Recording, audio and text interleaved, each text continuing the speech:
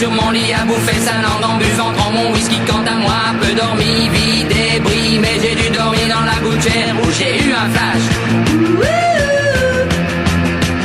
En 4 couleurs.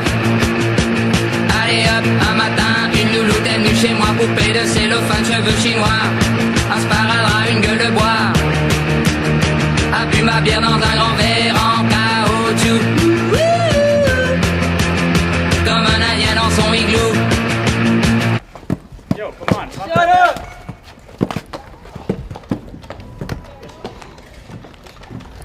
Ça plane pour moi, ça plane pour moi, ça plane pour moi, moi, ça plane pour moi. Ça plane pour moi.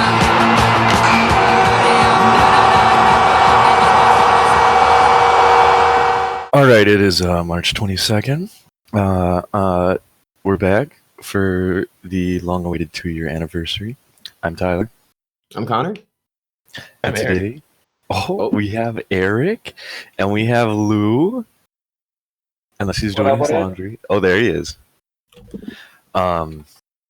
So, like we said last week, we were gonna go over everything we missed. So we're gonna start out with hockey.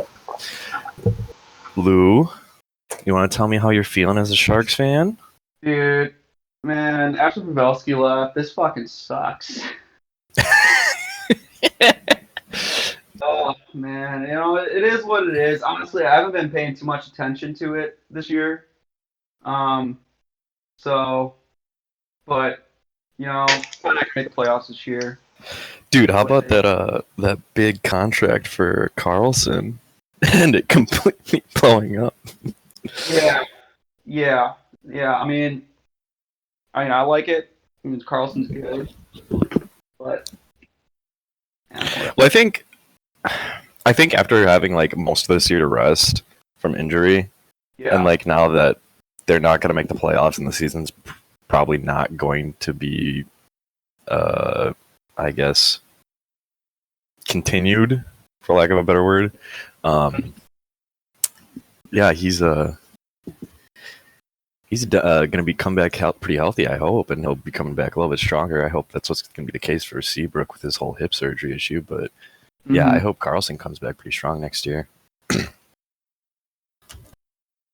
And who would have thought, like, out of Carlson, Big Joe, and Pavs, out of those three, the one to leave would have been Pavs. Yeah, because like he's been there his whole career. Yeah. So, and then he just leaves. And like, it wasn't like they weren't trying to build a Stanley Cup caliber team. Like they were definitely building a team that was going to be worthy of a run at the Cup. But then Carlson got hurt again for the 100th time. All right, so let's shit on my Blackhawks. So first of all, I want to shit on the fan base for not remembering why we fired Coach Q in the first place. Because everybody's calling for Colleton's head.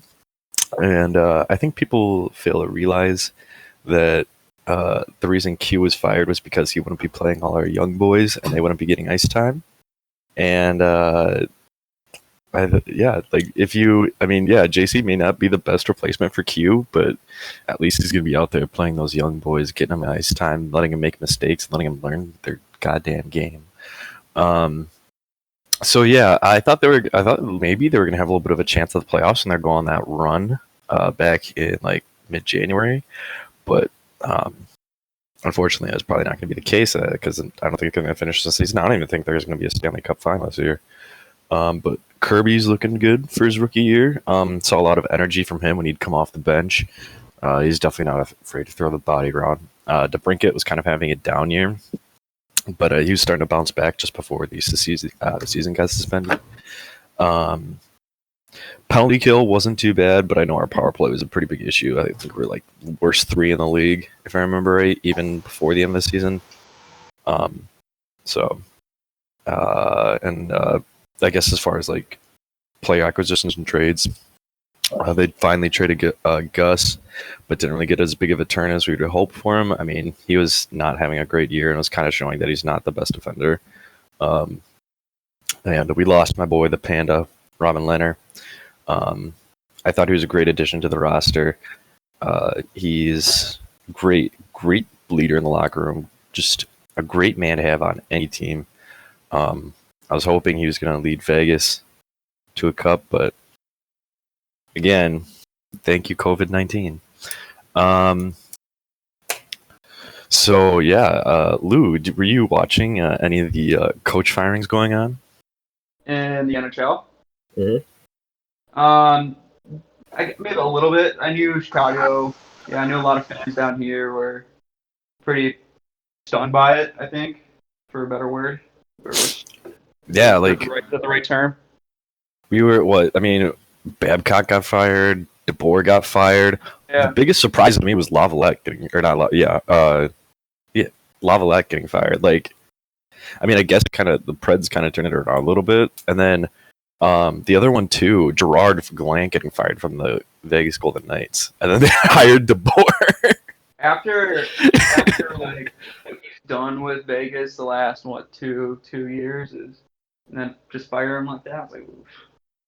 Same with DeBoer too, honestly.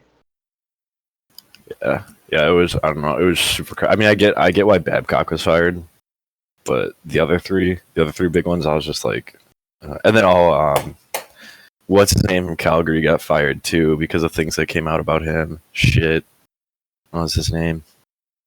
I'm gonna look it up here.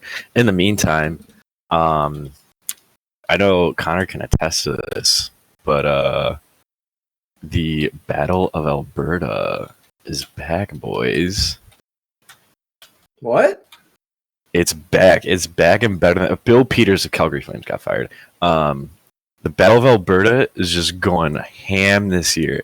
The most intense hockey I've ever watched in my entire life. Like more intense than Wisconsin and Minnesota. It's been wild. What does this have to do with me? What did I do?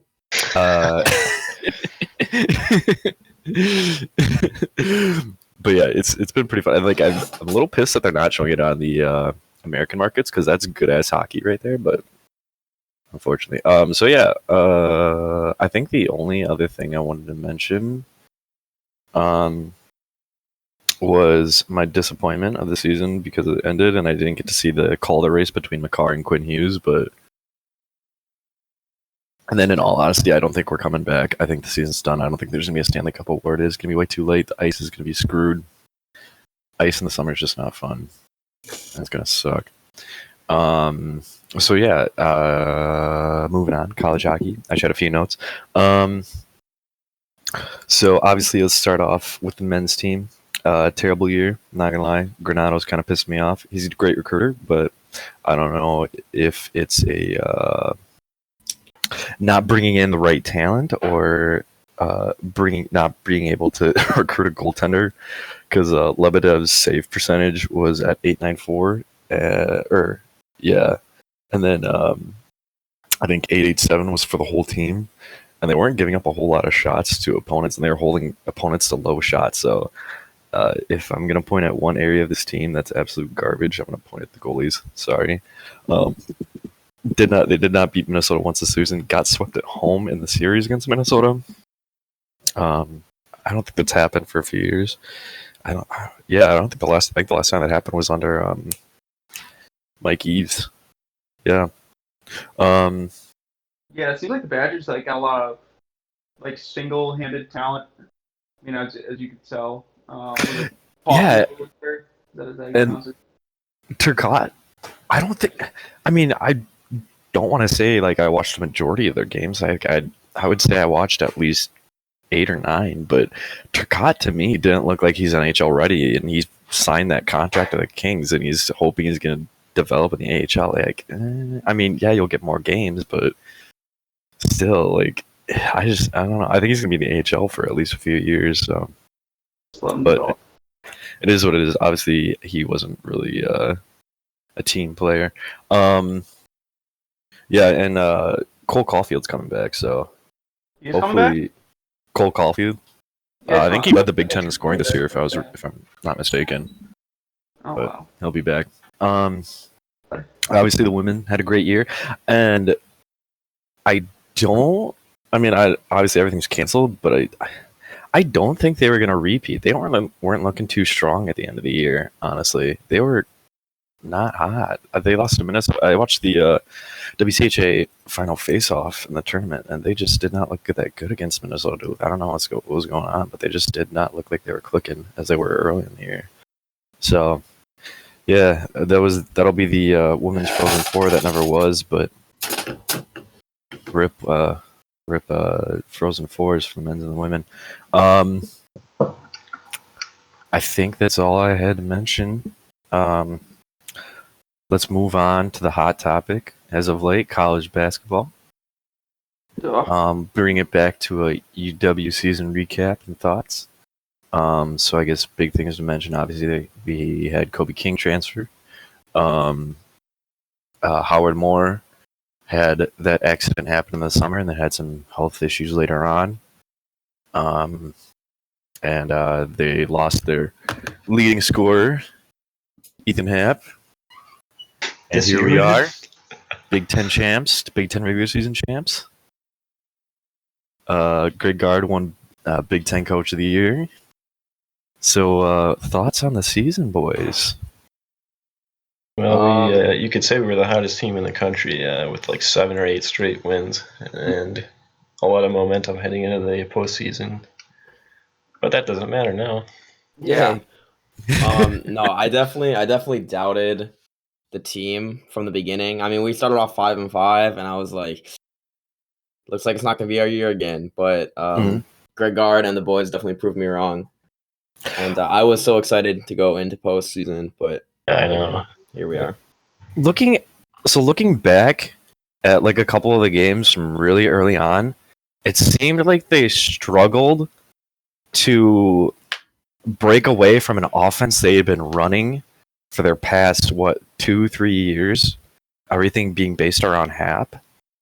And I feel like that's what caused them to have such a struggle early on in the year, was that they were so used to just dishing it into Hap and letting Hap run the entire offense that they kind of lost what Gard was trying to change their identity into, what it is now, you know? Mm-hmm. So yeah, and they were at 9. They had 8 straight wins after King left, and they went 9-1 since his departure, or 10-1. Yes. Yeah, it's crazy. Yeah, I mean, I'll even say it too. I was what would that have been? Like post New Mexico State, or not New Mexico State.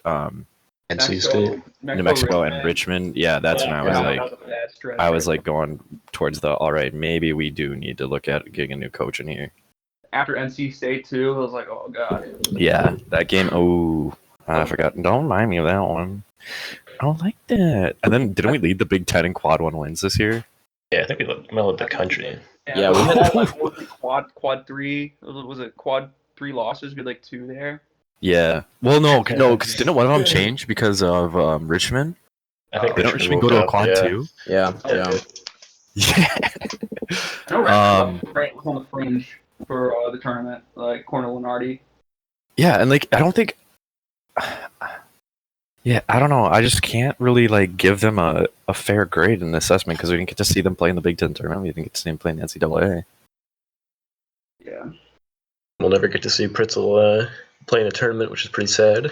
Okay. I mean, they did extend eligibility for all seniors. They did? Yeah. That was for spring sports. Yeah, for spring. Wasn't it just for spring sports though? Oh, okay. Got it. Yeah, because I was thinking about this. I was like, okay, here's my big brain idea. So, up until conference tournaments next year, you have to play with the roster that you have. And then when conference tournaments hit, and for the NCAA tournament, every team in the country gets to pick one senior from their team last year to bring back. Jesus. And they don't count as a scholarship or anything. they just get to pick one senior, bring back. Think of how crazy it would be. Yeah, got Fat Pritzel coming off the bench after a Oh, year yeah. of not doing Yes. He's working at a fucking accounting agency. He's like, oh, I gotta bring it back. Dan Fahey's teaching him how to eat hot dogs in the stands during the regular season. anything. Yeah. Yo, shout out to my boy Dan Fahey. What's up? Haven't seen you in a while. How you doing? Hi. I think he's a lawyer now, if I remember it. But yeah, okay. So, anything else you guys want to mention about Wisconsin season? I think it was tough for opponents to scout against us because we could have like any guy go off and they just Yep. don't know. Like, we didn't have that one star player really. You know, we could have any guy could go off any night.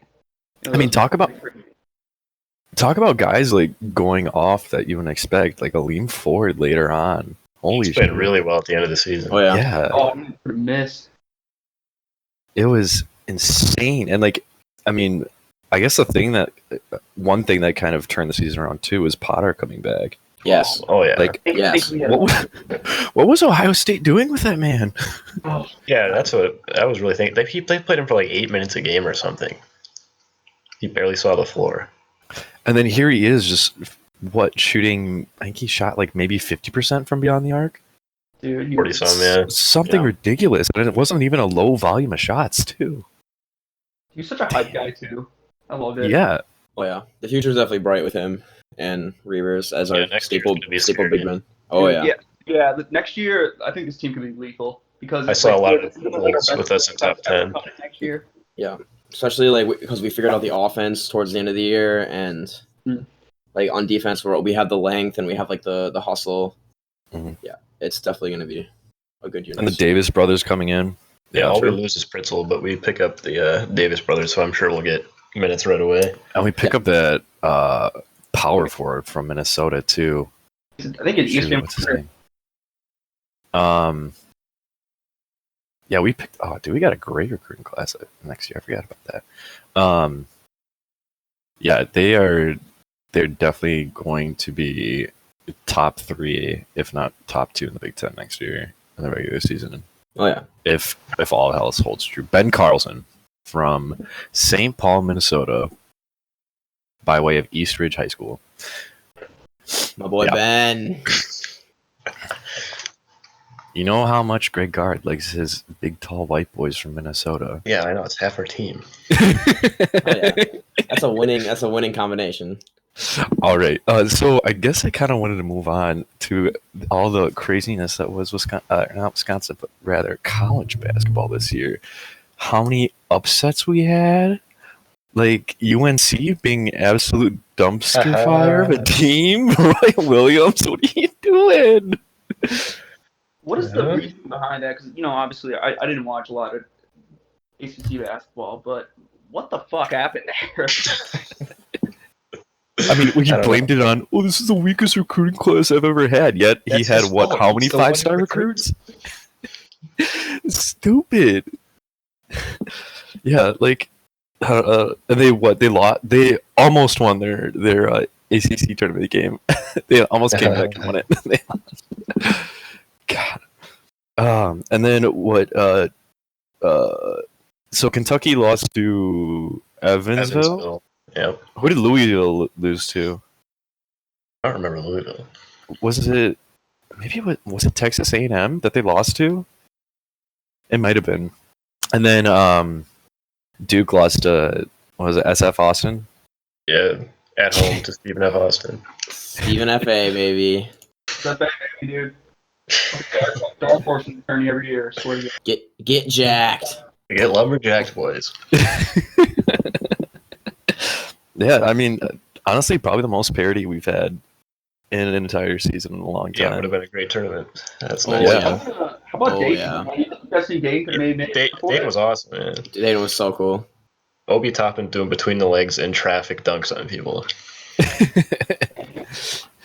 All right, so we had Joe Lunardi keep that bracket going for us, and then ESPN with their BPI rankings ran the simulated tournament and declared Wisconsin champs.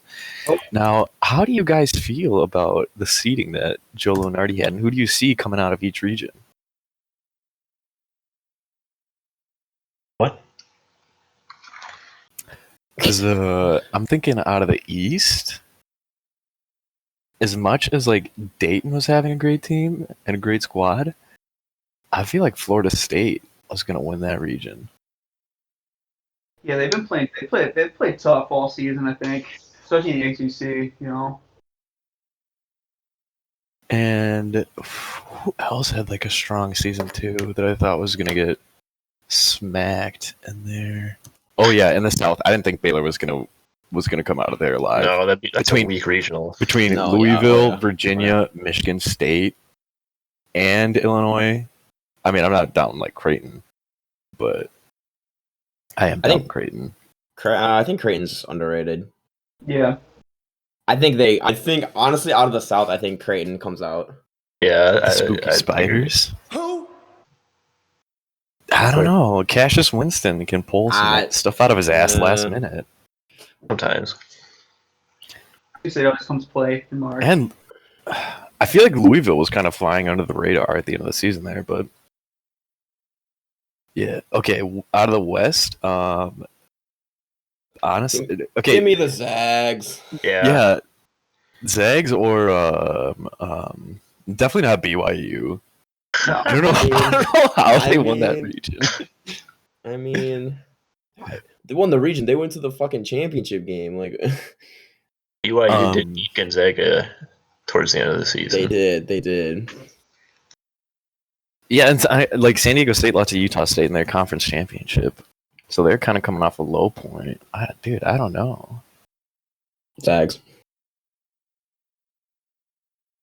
Upset of the year, New Mexico State boys winning the West. Pistol Pete's gonna run on the court and just start shooting off pistols, distracting the other team doing the free throws. And then the Midwest, obviously we all know Wisconsin's coming out of that one. Yeah. Kentucky's trash. Duke's trash. Iowa has Unibrow boy. Yeah, I'm taking Wisconsin out of that one. I thought it was funny in the simulation that Marquette beats Kansas in the round of 32. How? And then we would play them in the Sweet 16, which would be absolutely hilarious, I think. We beat them by like 20 in the regular season, didn't we? Yeah. Yeah. And then we would go on in the simulation, we beat Marquette in the Sweet 16, and then we beat Duke in the Elite 8 to make it to the Final Four. No, I don't know. I mean, Marcus Howard, in order to beat Kansas, he would have to drop like this. Agreed. Hey guys, it's me, Marcus Howard. You're about to drop 50 on Kansas. Yeah, he would. All right. So let's move on to the NBA. Are we not talking about a champ?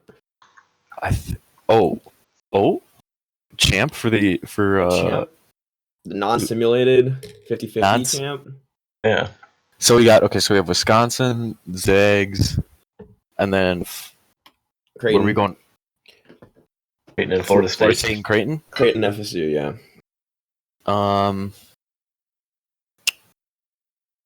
Damn. I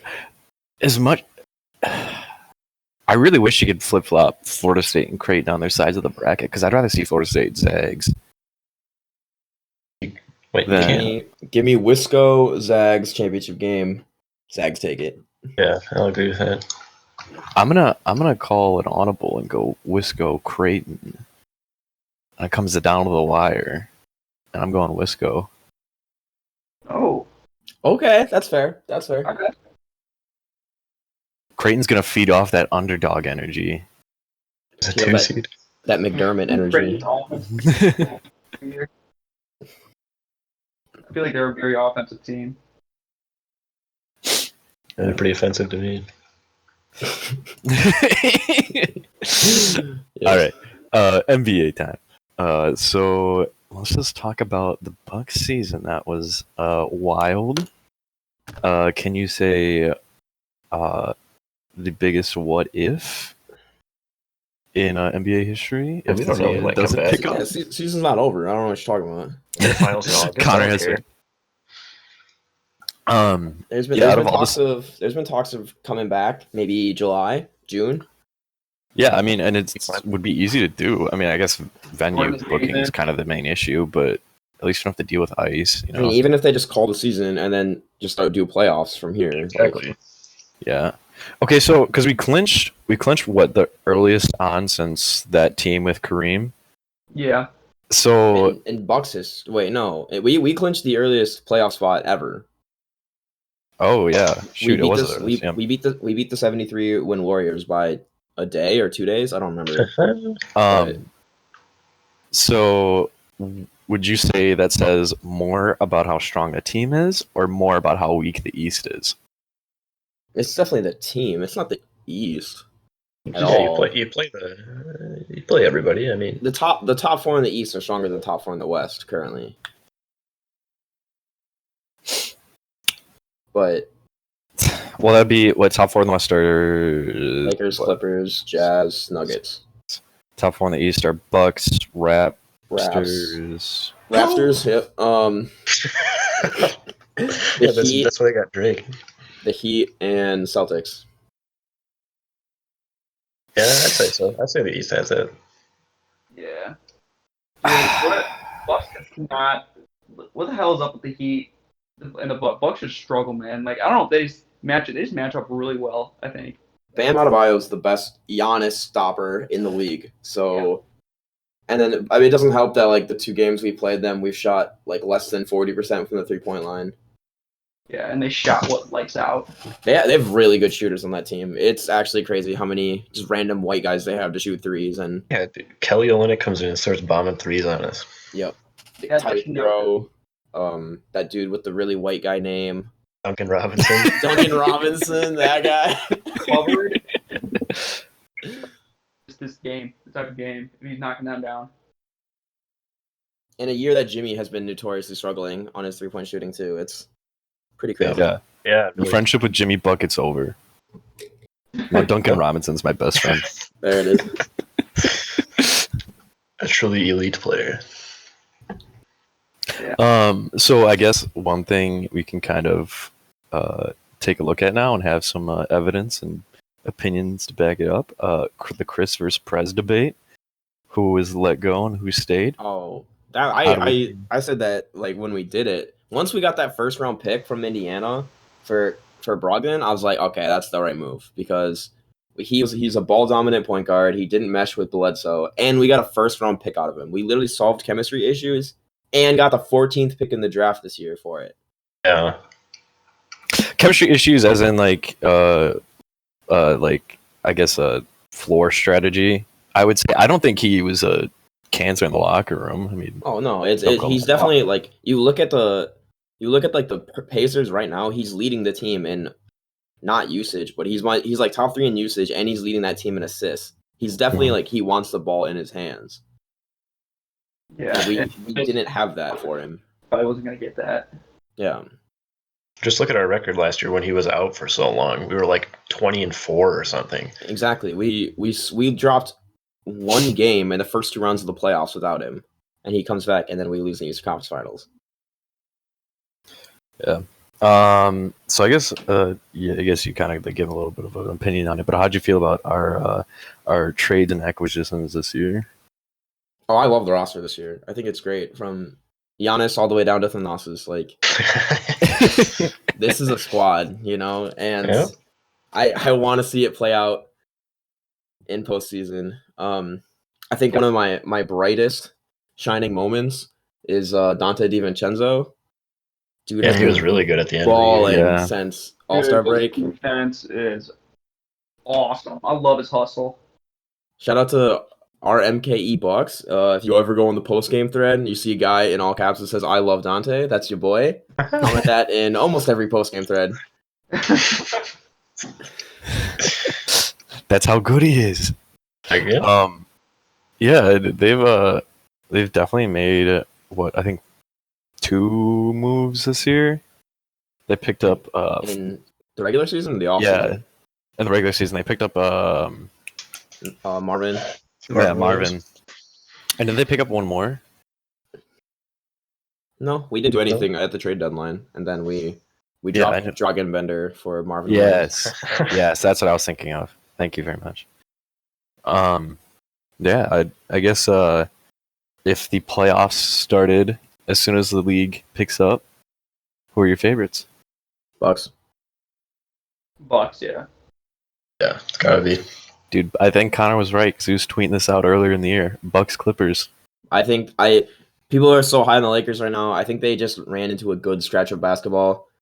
But I think the Clippers beat the Lakers in a 7-game series. I mean, the Clippers are just deeper. And they have better defense. Yeah. Caruso. Sorry, go ahead. I've checked out a little Stephen A. for over the past week, and they are just salivating over the Lakers right now because the Bucks lost a couple and the Lakers were playing well at the end of the year. So they instantly just dumped the Bucks to like third in the power rankings. Yeah. Caruso only has so much magic, and he's using it all on Twitch right now. So, can we link Caruso's Twitch in the description? He's getting those battle royale wins in Fortnite. I just think everyone talks about playoff LeBron and how he's gonna carry him or whatever, but people are doubting or forgot about playoff Kawhi. He literally led the Raptors to a championship. Like, I'll take playoff Kawhi over playoff LeBron 9 out of 10 times. Yeah, Giannis was having trouble with Kawhi last year hard. Yes. Mm-hmm. I do want to say, I think I brought this up when we were talking with Josh, but honestly, Chris Middleton did a pretty damn good job defending Kawhi during the finals. Or not during the conference finals. Chris Middleton has that flat-footed old man defense that you see at your local fucking YMCA, and I love it. He literally he busts you down just to pure fundamentals, and if you can't do it, you're not going to score on him. Mm-hmm. Yeah, I think didn't he hold Kawhi in every single game under 30?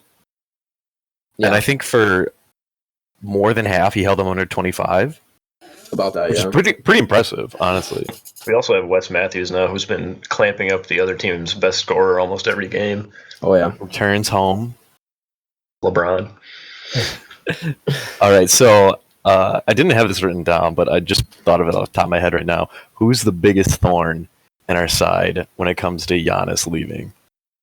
No one. Dude, Rachel Nichols. Fuck Rachel Nichols, low-key. Oh, you mean like casters? Yeah. Oh, I guess, yeah, or probably Cowherd, but Cowherd is losing his base though, so he's like losing the validity. Cowherd talks a bunch of shit. Well, what Baker RNBA, yes. Giannis is leaving for sure this time.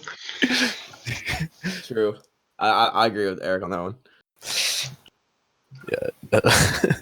All right. Any trade deadline moves you boys didn't like? Made by other teams? There are some confusing ones. Like, I don't know why the Pistons sent Andre Drummond to the Cavs. I don't get that whatsoever. That's a full fucking tank move. I don't know why. And then they didn't trade Derrick Rose. Like, yeah, love it. Like, is Christian Wood really your center of the future? He's a sick boy now. on the flip side of that trade, I thought it was hilarious that Andre Drummond talked about how he wants to be on a good team and then gets sent to the Cavaliers. He also said he's the best rebounder in history. He quoted saying, "Yeah, that's okay. Let me know when you lead the league for 7 seasons in a row." and then Mr. Oh my God, I'm blanking. Never mind. Just forget it. It'll come back to him. Okay, so around the league too, I don't know. I guess maybe I was just paying too much attention to the Bulls, but Jim Boyle is an absolute terrible coach. Why is he still there? How have they not fired this man already? Dennis Rodman led the league for 7 seasons in a row. There you go. On 3 different teams. Let me know when you do that, bud. He averaged 7 offensive rebounds a game one season. Yes, 17 total for 7 seasons. Yeah. Damn. But yeah, no, it's not like the Bulls have a terrible roster. They got the Bulls have a lot of talent. A lot of talent. Kobe White, Levine. out of nowhere. Levine, Markkanen, Wendell Carter Jr. And here Jim Boyle is hunky dory. No, yeah, they should definitely be better. They're like the Kings-esque or like the Grizzlies. They have the same amount of talent. They could be fighting for the ace, but yet they're down there with the Cavs on the bottom of the East. Like, How does that man still have a job? Explain that to me. Same with the Pelicans coach. I forget his name. He's been there for Elvin forever. Gentry. Yeah. Like a sub 500 record over his super long. Well, I mean, they were without Zion for a majority of the season. Yeah, but you Zion still did have come Brandon in. Ingram, Lonzo, Drew Holiday, All-star this year. Like, JJ Yeah. Redick. they're a lot better than what they are. Lou's right. Okay, There's maybe I'm wrong. definitely a lot of coaches that need to take like the Bucks approach and then just hire some assistant for a successful team with a revolutionary idea, and then just turn a 15-win team into Eastern Conference Finals. Juggernaut. So I guess moving on to the last thing I wanted to bring up, we had Kobe's passing that we didn't get to last episode. I guess kind of like what were you guys doing that day? What like thoughts? Like what's going through your mind? I just got off of work, and it was like I worked at like 7 a.m., so I was coming home to take a nap. So I was like laying in bed, getting ready to take a nap, and then I like pulled open Reddit and I saw it, and I was like, "Oh, I'm not sleeping," because this is. Yeah, that one. I was at a friend's house and I saw it like on Twitter, and I was like, no way. Like, kind of probably like everyone's reaction, like pure shock. Yeah. I start reading, Mhm. like, holy crap, man. Honestly, that one hurt. That one hurt.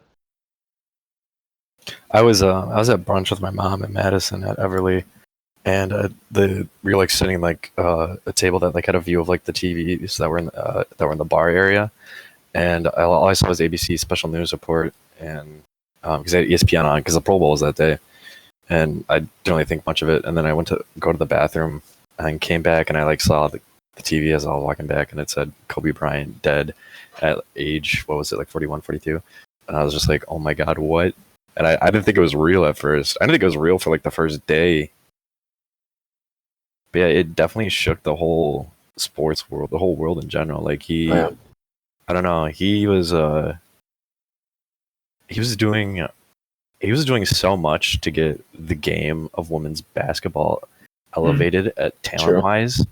Honestly, like he was so invested in that, like, and it was just like invested in his daughters too. Like, I think that's what made Kobe so special for me, is that like after he was done with basketball, he was just like, I want to be a dad. So, respect to Kobe. Not only was he like, some people like their post career, they go off and like become an analyst or like a coach or whatever. Like he did things that no one has ever done for the game of basketball post career. Yeah, he literally like won an Oscar for a movie he made. Yeah. Yep. Like he had his own show on ESPN where he broke down like the fundamentals of the game. He was an advocate for like non-NBA athletes. Like there was stories coming out of athletes all over the world that were like, oh yeah, I talked to Kobe, I worked out with him. He was a great guy. And he's like Novak Djokovic was a big one. He's like a tennis player. He's like, oh yeah, Kobe taught me so much. It's like, why? Like it's so random, but yet that's just like his presence on sports in general. It was insane. Mm-hmm. That mama mentality, baby. Yeah. So let's move on to some somewhat happier pastures. Let's talk a little bit of free agency talk with the NFL. Got some big moves past few days. So we had Tom Brady signing with the Bucks. We had Drew, not Drew. He's gonna be great besides Giannis. We had God, Phillip Rivers. Thank you, Phillip Rivers signing with the Colts. We had Todd Gurley's going to Atlanta. That one, when they let him go, I'm like, what? 2 years ago, he was like, what? Like MVP conversation, right? Yeah, offensive player of the year. And I think it was a money situation, but it was also the fact that don't they have basically like two like running back one options on their roster, if I remember right? I cannot tell you the Rams roster, but I'll look it up. But yeah. And then I guess the saddest one to bring up, we lost the best man on our roster, Ron Balaga, Iowa. We lost. Sad day. We lost Right. our boy Blake Martinez. Kyle And Fackrell. the one that hurts the most, we lost Danny Vitale. And he went to the Patriots too. I'm like, oh, Out of all teams he could have gone to, he went to the Patriots. come on. We just talk about how Jimmy Graham went to the Bears. Yeah. No! Dude, There it is. So good with the Bears, dude. They're gonna be so good. They got Nick Foles and Jimmy Graham. Oh my god, they're gonna win the Super Bowl, guys. Remember when they traded up to get Trubisky? Okay, but honestly, and then traded for Nick Foles. I remember the summer when that happened. All the Bears fans were so excited about how good they were going to be with it. The Titty Master. but looking at it now, this is the Bears GM trying to cover his ass on Trubisky being the quarterback of the future. He's going to bring in Foles to maybe help mentor him a little bit and to like take the snaps away so he can grow as a player.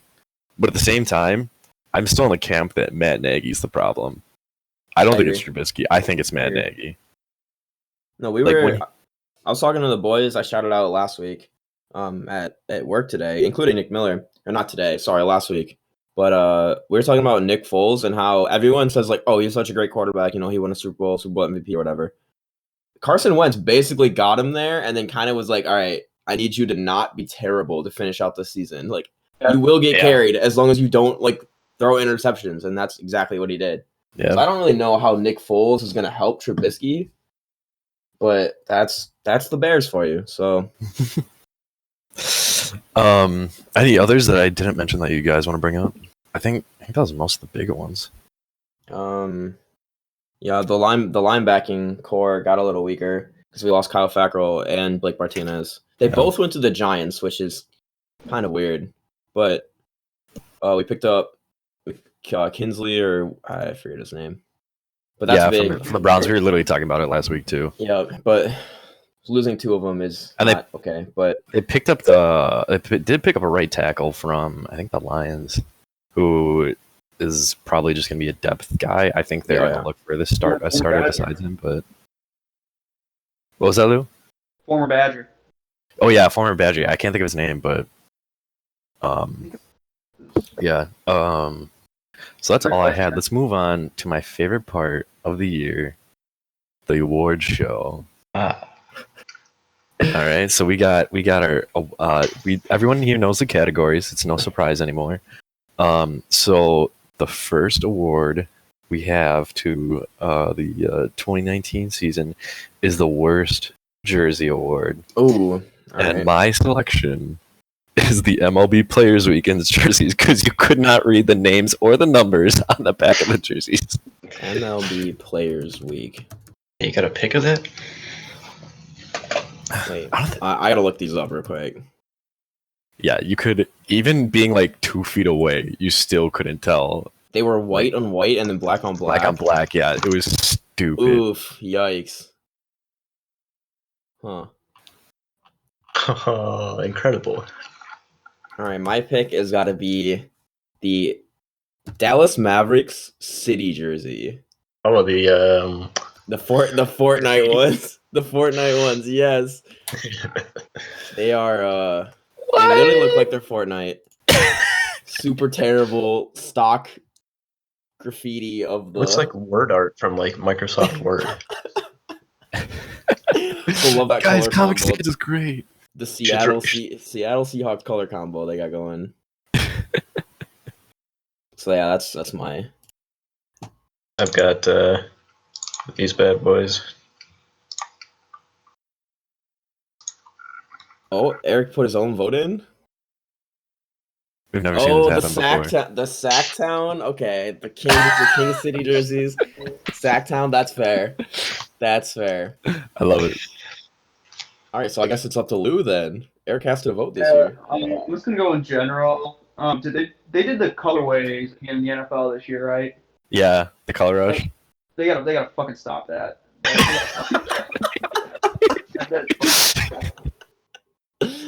That's goddamn sin.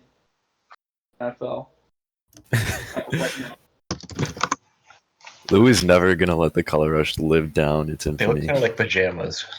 It's bad. It's like the same color. as the pants, and the jersey's the same color. It's just stupid. I mean, the Packers could do the worst and do the gold on gold, but at least they do the white on white. I kind of Oh, want to see the man. gold on gold now. Jimmy, pull up that clip. Oh, All the right. Seahawks are awful. Oh my god. Seahawks are bad. The Rams are Yeah, pretty the- bad. the All line- yellow. Bright green. Oh. All right, that's a good vote. Louis. Louis wins. All right, we'll give All right. the entire color rush All right. concept. So I guess this was pretty easy for me to decide. I don't know about you, but best home run of the year. I was thinking about giving it to the entire MLB because this was I think the most home runs in any season of the MLB. But I got to give it to my boy Howie Kendrick in Game 5 of the NLDS with the grand slam to beat the Dodgers. Well, you know me, and I don't watch baseball, so for my thing, I just wrote down whatever Tyler says. So, there you go. Congrats. I abstain from voting. Abstain from voting. All right. So best style. I'll let Connor throw out his nominations here. Best style? Oh, yes. Okay, I kind of have an underrated pick. One you're not going to see coming, right? Not a guy who shows up on game days in like the style or post games, but just like in general, like you paparazzi pictures, stuff like that. My boy Pat Mahomes has got some fits. If you look at his fit from the championship parade, that might be one of the greatest outfits I've seen on a player ever. Okay. Oh, Okay. Okay. He's got the throwback Chiefs sweatshirt, the big puffy flannel jacket, the Supreme fanny pack. Fanny and the pack. Yeah, I goggles. forgot about that. The boy knows how to dress. So I'm giving it to Pat Mahomes. So I went with I think last year, who did I go with? Andre Iguodala with like a little bit more of a contemporary look. Yep. Dude, I'm bringing it back home. So I saw like I was picking up a little few people. So my honorable mentions here were Jamal Adams of the Jets and Michelle Wee, but I'm giving it to Hendrik Lundqvist. Like the man is just straight class every single time you see him dressed up. How do you spell this man's name? Oh my god! All right. He's a man rocket for sure. Yeah, I'm giving it to my boy Henrik. Yeah, it looks good. Not that interesting. I just went with the more I don't know. I love it. I love the classic look, and he just pulls it off every time. So that's my boy. All right. Ooh. Well, we gotta vote for someone here. Oh yeah. Sorry. My bad. I'll vote for Pat Mahomes because it's weird. Lou, what do you think? Yeah, I'll go Pat Mahomes too. Respectable. It was one that I did not see coming, and I should have known. But I probably would have voted Pat Mahomes too. All right. Say, I mean, I don't know if best dressed, but most unique. Russell Westbrook, dude, wears some crazy shit. Dude, the construction worker outfit is my favorite one. Right now. I love that. Oh, that's a classic. That's pretty. He was definitely in my like top 3 when I was deciding, but What a guy. Eric's loving it. All right. Hit of the year. This one was a no-brainer for me. So kind of like a little bit of background. Ryan Hartman played for the Blackhawks for a while. And he got traded to the Philadelphia Flyers last year at the trade deadline. And the Flyers are known for being a rough and rowdy team. And his first shift on the ice as a Flyer just absolutely destroys a man and knocks him flat on his ass. So that was my hit of the year. Oh my god, I just saw the Russell Westbrook pick. Yes. yeah. you know me. I actually don't take this one seriously at all every year. So hit of the year, it's got to be Old Town Road remix featuring Lil Nas X and Billy Ray Cyrus. You know, it was a great song, won a Grammy. It was a big hit. Most streamed song of 2019, huge hit. So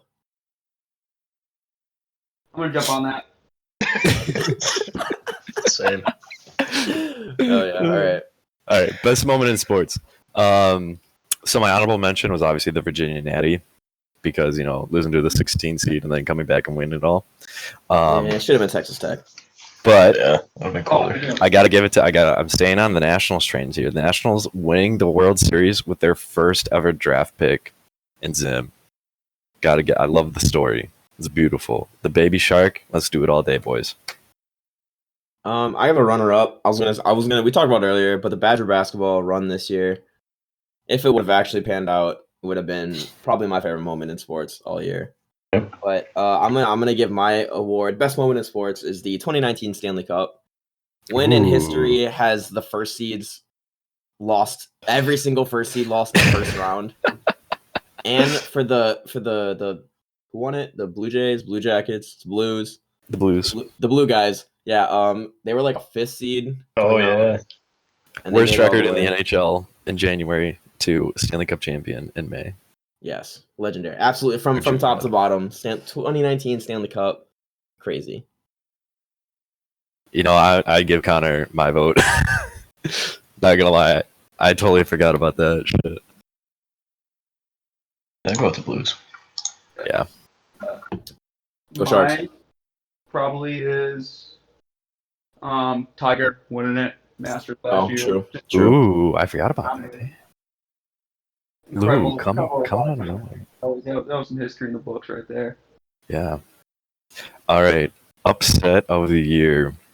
I have Evansville over Kentucky. Yeah, mine is literally all the college basketball upsets we've had. That's my pick. My upset of the year is the COVID-19 virus. Oh! Canceling all of basketball. Yeah, all sports. I am very upset over not being able to watch the That is tournament. true. Postponing the NBA season. COVID-19, number 1 seed. I'm taking them. They came in after not winning a game all year and beat every team. Every single sport. Yep. Toulouse is undefeated. A true underdog story. Bo Jackson has nothing on this man. Yep. Dude, talk about ES 30 for 30. COVID-19, the underdog story. Lou, if you're not narrating it, I'm gonna lose my mind. Oh man. I will riot in the streets. All right, catch of the year. This one, honestly, I had a hard time with because I couldn't really think of anything that stood out. So I had to go back and rewatch a lot of highlight reels, and I finally found one that I did like. It was Michael Gallup doing a 360 catch in the end zone to score a touchdown for the Dallas Cowboys. I remember that. Again, this is another one, like, me, I don't take this one seriously. So, catch of the year has got to be Zora Stevenson for the Milwaukee Bucks organization. She came in after, what's her face? The blonde girl. Katie? The previous catch of the year. Damn. After she left for some actual job. Zora Stevenson comes ACC in, Sports Network. starts getting manicures with Brooke and Robin Lopez. Starts That's awesome. playing 1v1s with Dante, talking shit. It was great. She's great for the Bucks organization. I think the 1v1s v Dante was my favorite part, honestly. Yeah. Yeah, she brings in a nice, unique, some unique stuff for the Bucks, which I really like watching. It's pretty dope. Alright. Jersey of the year. Ooh, I've got mine. Eric and I probably have the same one. My honorable mention was the Wisconsin basketball throwbacks from 2000. Those are nice. But Tyler and I have the same one. But okay. my actual pick was the Milwaukee Bucks City jersey, the cream city writing in the Milwaukee They're font. decent. I loved it. Okay, all right. Yeah, my vote was for the Badgers. The Badgers 2000 throwback, the Final Four team. The City Grizzly jerseys is your vote, Eric? Yeah. They 'cause are they brought back- pretty fucking good. The Vancouver. Yeah, the Vancouver look. Yeah, I Okay, forgot about that. I'm going with Yeah. the Miami Heat, Miami Vice. Oh, yeah, that's a good one. Classic. It's No, always a that- solid look. Why doesn't Miami just completely rebrand to that like Yeah. Vice look. Oh my god, man. I'd honestly think about buying a jersey. I would. Yeah, really. All right. Sports Person of the Year. Can we rename this one to the Kobe Bryant Award? I'm all in favor of that. So now known as the Kobe Bryant Legacy Award, the Sports Person of the Year, and Sports Illustrated gave it to Megan Rapinoe, but I think there's someone else on that same squad that deserved it a little bit more. No bias here, but Rose Lavelle. Oh, let's go. Go Bucky. I don't know who that is. She played for Wisconsin soccer for 4 years. She scored the winning goal for the World Cup. Mm-hmm. Oh, really? Yeah. Damn, that's cool. Number 1 pick WNSL too. Yep. So Roosevelt, forever. My Kobe Bryant honorary sportsman of the year has got to go to, and no bias here, like Tyler, Giannis Antetokounmpo, MVP of the league. The man has never said a negative comment in the media. They always try to blast him with questions, but like the whole Harden beef that the media made up and him leaving, he always has something positive to say. He just blows off the negativity, and he was looking to be a back-to-back MVP. I would expect that if he was on any team. So, and he had a baby. Oh yeah, that's right. Congrats on being a dad. Daddy Giannis. Good. All right. The second favorite award of mine, the Brian Wilson Legacy Award for Best Facial Hair. Yeah, mine. You can actually go ahead. This is going to my boy Austin Matthews for looking like the guy from Narcos, and everybody's shitting on him for it. But he still kept it, still rolling with it, still keeping the dirty stash going. Austin Matthews, I love it. I love you, man. Keep it real. I'm gonna vote the same person I voted for last year. The man does it every year, and I'm gonna vote for him every year. He does it. Aaron Rodgers with the cowboy mustache. The Cowboys. Every year he does it. I'm gonna keep giving it to him. I don't care. It's great. Every year I love it. I like how every year he updates the wardrobe too with it. Like it's not just the same outfit. He always finds us something to twist it with. I will nominate the finest, most perfectly groomed neckbeard in the history of sports, Tyler Johnson. Oh my god, dude. Stop. I love it. Yikes. Dude, I bet he's playing World of Warcraft right now at his house in his basement.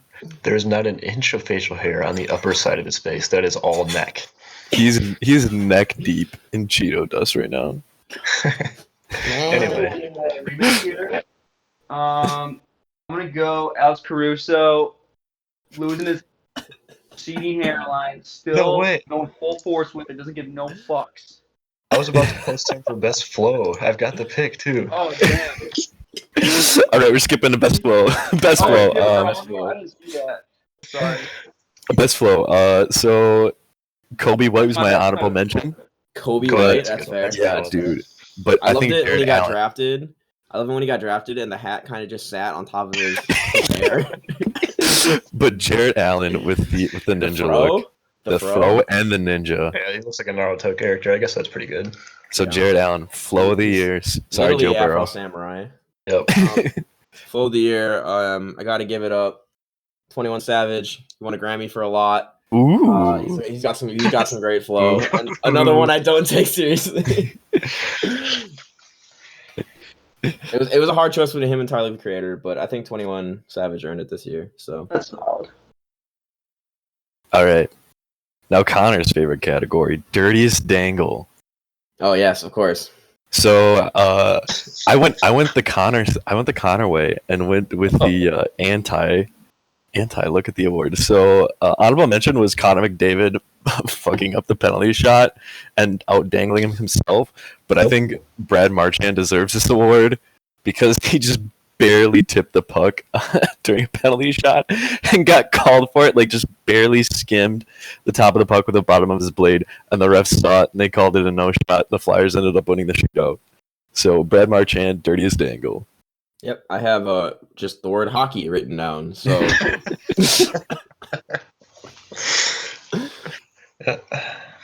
Same. I don't have one. I'm sorry. Oh, come on, Lou. I was hoping for a Joe Pavelski highlight reel. Uh, All right, slam of the year. Still keeping on the counter train with this one. Steph Curry missing the open dunk in the West semis. Getting absolutely posterized by the rim. yeah, the old Chuck move. Oh, yep. So I have one honorable mention. I have Chris Middleton, the dunk that put him over 50. Oh, yeah. I love that Nice. moment. That was a great moment where he put up 51 off the dunk. But my dunk of the year has got to be Aaron Gordon jumping over Taco Fall in the dunk contest. Oh, That was insane. absolutely legendary. The man is 7'5" and he just jumped over him. I think I'm gonna go any Zion Williamson dunk because that dude is dunking force and I love it. I'm going to go with Obi Toppin. I think it was in their possibly the last game of the season where there was a fast break in traffic where he did a between the legs Yep. dunk on people. That was just absolute disrespect. ooh. Yeah, I'm gonna go with. I think Obi Toppin is better than mine. So, although I do respect the Aaron Gordon over Taco Fall. That was wild. Can we talk about the dunk contest being fixed for like 2 seconds? Yeah, fuck Dwayne Wade. Dude, Pat Connaughton literally should have been in the final for that. You got the same score for jumping over Giannis that Dwight Howard got for doing a normal tomahawk dunk. And Pat tapped the backboard before he dunked it too. Yeah. Well, I think he got a pretty good score on that one though, didn't he? No, I think that was the one where he got robbed. He jumped over Yelich and then jumped over Giannis. Oh. The scoring is so dumb. If you do anything good, it's just a full score. There's no difference in scoring. And then Dwayne Wade just ruins it at the end anyway. I love that meme. All right. Favorite score. Oh. So my honorable mention, because I've been watching a lot of Vancouver Canucks hockey, was Quinn Hughes. He's having a great rookie season. He's definitely getting the puck around. Has more assists than goals, but that's all right because he's a defenseman. But I gotta give it up to Leon Draisaitl. Has the most amount of minutes for anyone leading in scoring in the entire league. So Leon Draisaitl, favorite score of the year. Not a huge Oilers fan, but I respect the hustle. I'm gonna give it up to probably the most underrated basketball player in the world right now. My man Brad Beal got snubbed on the All-Star. Snubbed on the All-Star nom. He is number 2 in the league right now for points per game. Plays on like the worst team ever of all time. He can go inside, he can go outside. He's averaging like pretty good percentages too on the splits, the shooting splits. I think he's a super underrated, and I love watching him play, even when he like torches the Bucks for like 50 a game. That's facts. Shout out to Brad Beal. I was surprised you didn't pick Pritzel. This doesn't score. Just like 4 points a game. What the fuck? But when he does score, he's the leading scorer. Yeah, that one game this year. Wasn't it 2 or 3? I don't know. All right. Last category. Hey, I didn't get to go yet. Yeah, Eric. Oh, sorry. I had to think about this one because football is over. But Lamar Jackson was the most entertaining football player in a long time to watch play. Okay, Dude. Okay.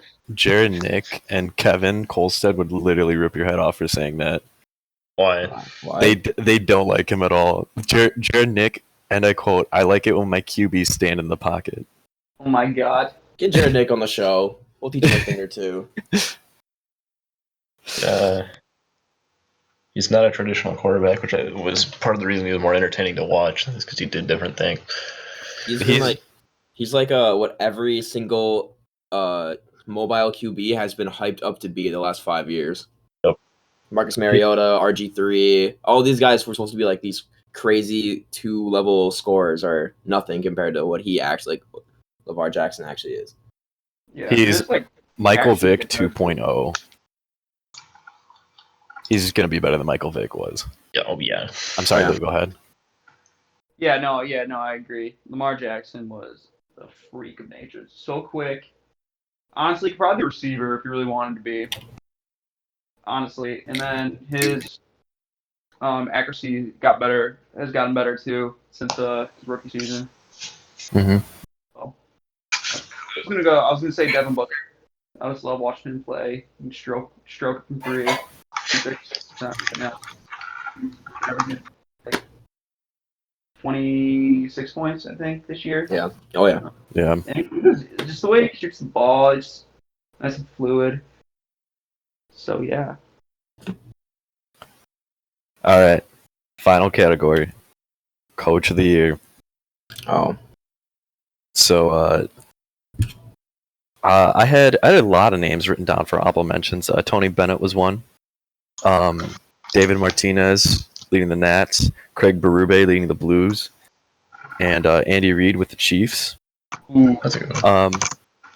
I wrote him down, but I scratched his name off because I don't think necessarily he deserved to be on the same level as everyone else. Not to say he's not a good coach, but Matt LaFleur. But I think there's a clear-cut candidate again this year, like there was last year, and it's Ken Gratz. Oh. God damn it. Did he win last year? I actually did vote for Andy Reid. simply for the way he handled the media. The cheeseburger. The cheeseburger and the beautiful wife statements were next level. Excellent. And the man's been in the game of football for how many years? Like 20 plus, and he has finally got his first trophy. Good for him. Yeah, Gonna go eat some cheeseburgers. I have. I'm gonna say, go ahead, Eric. All right, I'll go. I have the very underdog pick, considering my coach of the year did not coach a single game of sports this year. But this year, the return of the king baby, Rick Pitino, returns as coach of the Iona Gales.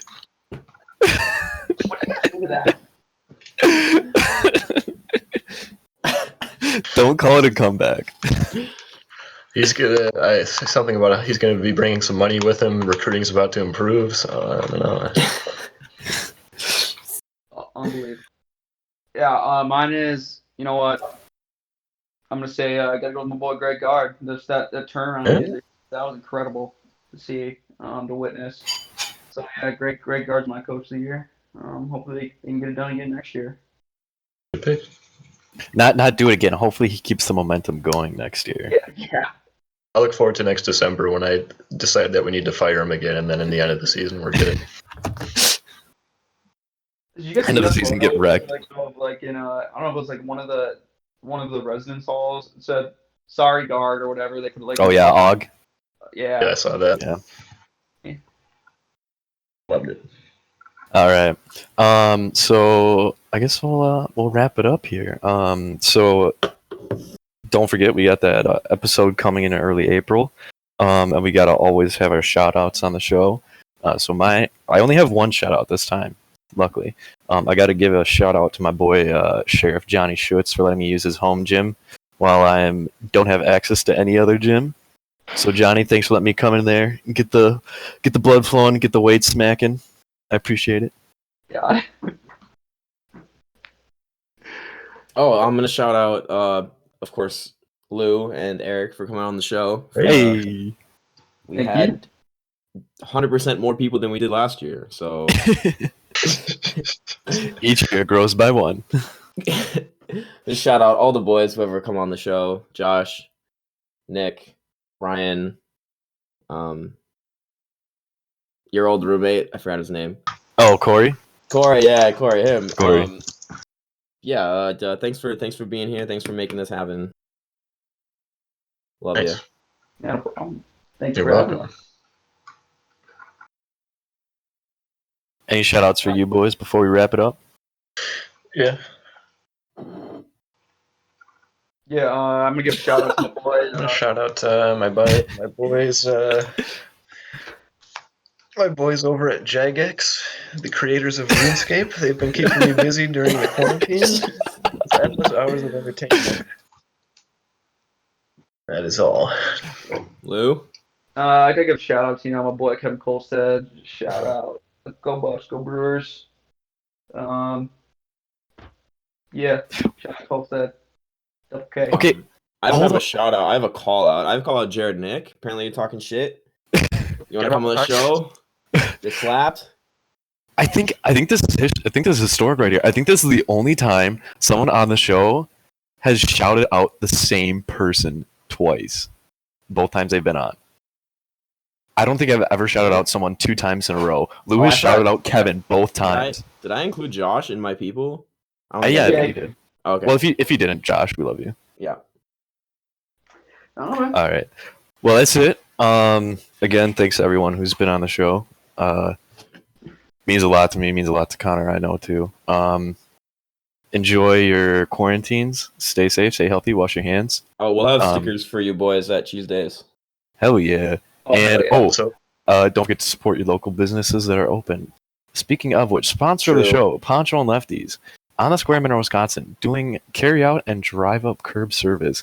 Support them. Grab some pulled pork, shredded chicken nachos, always a good pick. Russ and Nadine, I love you. I love Craig Culver.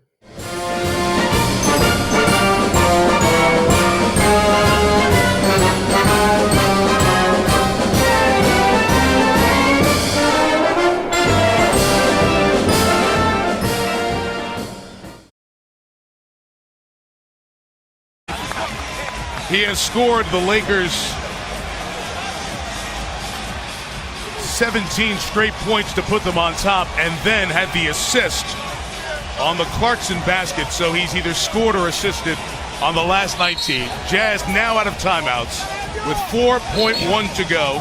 Lakers have 6 players on the floor, and Bryant will leave here. Yeah, I'll take him out.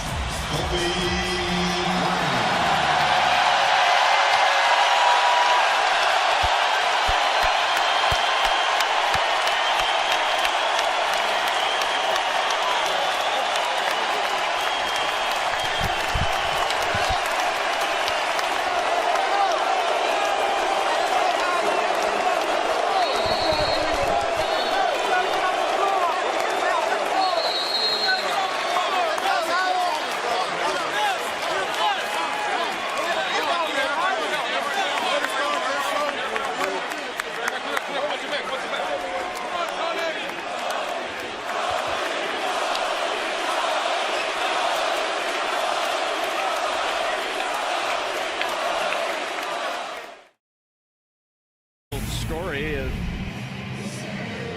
his plight and able to get back and play, and there he gets a feed for the empty netter. Quinn Hughes was trying to sell the icing, and by the time he got back, he was checked. The linesman waved the icing off, and the Senators took advantage. Well, if the Canucks were going to go down in this game, might as well make it an emotional one for the Ottawa Senators and their fans. And Bobby Ryan, you see the emotion overcoming him now.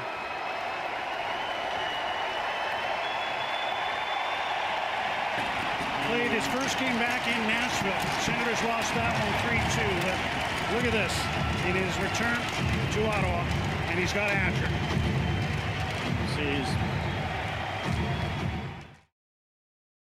At 5'6" from Middleton, Wisconsin, number 34, Jarrell Moore.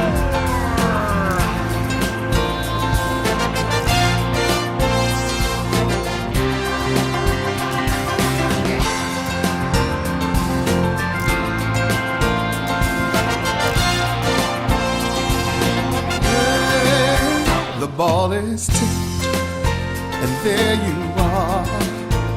You're running for your life. You're a shooting star. In all the years, no one knows just how hard you worked. But now it shows. In one shining moment, it's all on the line. In one shining moment, they're frozen in time. time is short and the road is long. In the blinking of an eye, that moment's gone. And when it's done, win or lose, you always did your best. 'Cause inside you knew that in one shining moment you reached deep inside. One shining moment you knew you were alive. Feel the beat of your heart, feel the wind in your face. It's more than a contest, it's more than a race. Marcel looking, still looking, and a pass deflected on Davison, tapped it off of Marcel, and looking, goes into Davison, right corner three.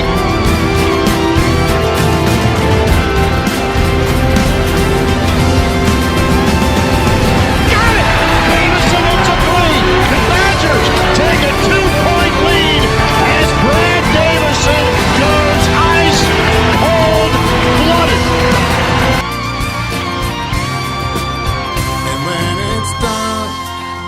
Win or lose, you always did your best.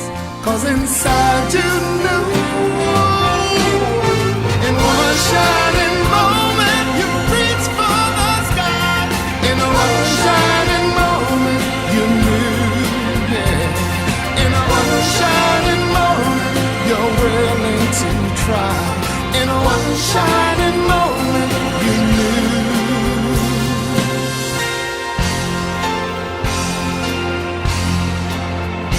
One shining moment.